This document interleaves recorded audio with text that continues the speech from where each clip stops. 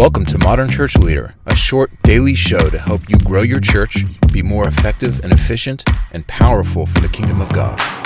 How can you attract wealthy donors to give big gifts in your church is an interesting topic, right? It's what I found is most pastors and church leaders, they're not necessarily thinking about, cultivating wealthy or influential donors. In the nonprofit or the charity space, not churches specifically, but it's very common to do sort of major gift fundraising and have strategies and ways to figure out who your major givers are, high net worth people, and how to talk to them and how to cultivate those relationships so that they will give to your charity, right? If you're the Red Cross or Big Brothers Big Sisters or American Heart Association, you want to cultivate high net worth individuals and turn them into donors to your charity. Churches don't necessarily have that thinking, though some of that thinking could be really, really impactful to your church. So let's talk a little bit about, attracting wealthy donors and how you can do that as a pastor within a church. Number one, teach generosity. I think you probably already know that. I'm not saying anything newsworthy here, but teaching on generosity, financial generosity, but just life generosity. Being a generous person is part of who Jesus calls us to be, right? Serving others, giving to others, thinking about others' needs more than our own.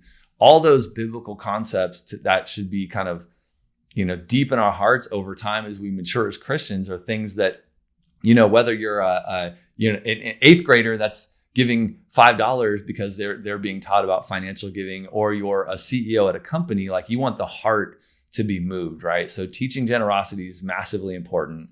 Number two is being a generous person. So like the staff, the senior pastor, the senior leadership, being generous people themselves, and thus having a generous church, right? Like if the leadership is generous and they serve like crazy and they give financially and they're sacrificial and they go help people move and they paint homes and they clean up gardens and they go down to the food shelter and serve. And they're doing all these things that are just generous acts. They're taking care of their people.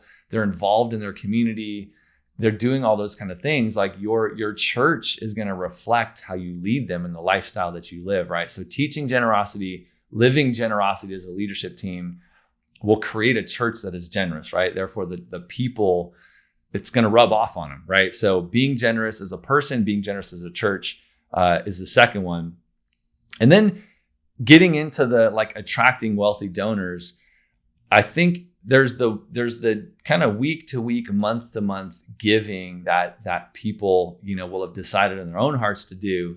But then there's times to make big asks, right? And it could be for a building fund or a capital campaign. It could be for a big missions project. It could be for supporting a local charity that your church is connected with.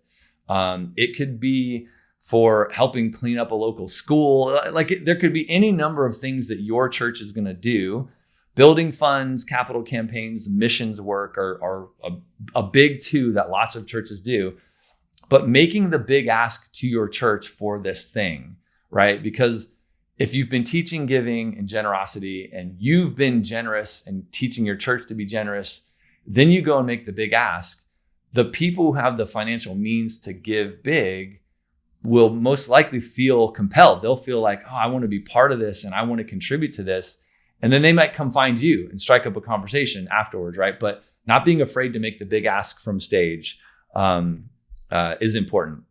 And I think tied to that, making the big ask and doing it is a way of partnering, right? So you want people to come along for the ride. You want your church as a whole to fund this mission project, and you want to celebrate when you get it done, and you want people to feel a part of that and feel the partnership there. So making the ask and making people feel like partners along the way. And that leads into number 4. So if you're making a big ask for whatever it is, you want to give updates along the way, right? So that could be your weekly giving, right? And reporting out on your weekly giving. And if you've made some big asks and you've connected with some wealthy people that are now giving to the church in bigger ways, updating your weekly giving and reporting that in your bulletin on your church app could be a way just to show those givers like, hey, giving is up. And now here's the new programs we've put in place, or here's the new facility we bought, or here's the new staff member we put on or couple we put on because of your giving, right? So you're not calling the person out individually, but they're seeing it kind of in the weekly updates that the church is giving out.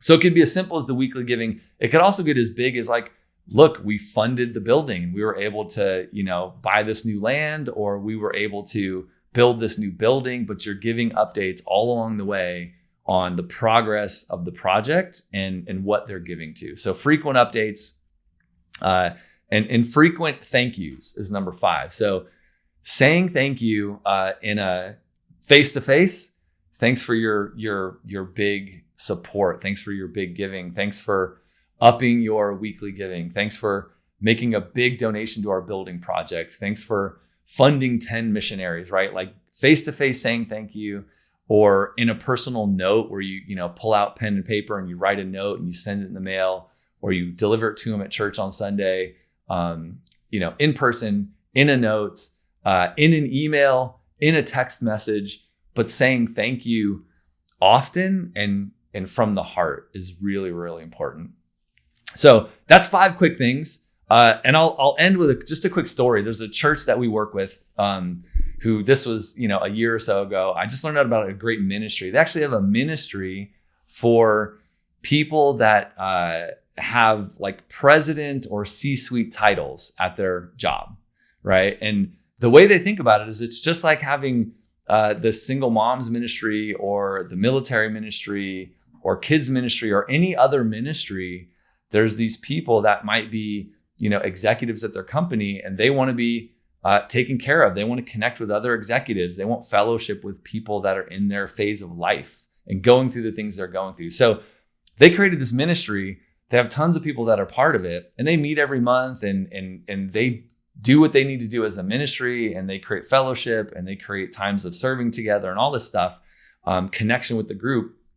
And then the church leadership makes it very known that, hey, you're the ministry that we're going to come to when we're going to plant the next church, and we need some money to make that happen. We're going to make the ask to you guys, right? So it's a ministry, and it's just a known thing where like, hey, this group of people, super generous, super able to give, and they're all about it, right? It's a great ministry, and this church is growing like gangbusters. So I think there's ways to attract wealthy donors by all the 5 things I listed, but also by grouping them together and getting them excited to be kind of part of that group and a part of that ministry. So do those 5 things, create a great ministry, and I think you'll have no problem attracting wealthy donors.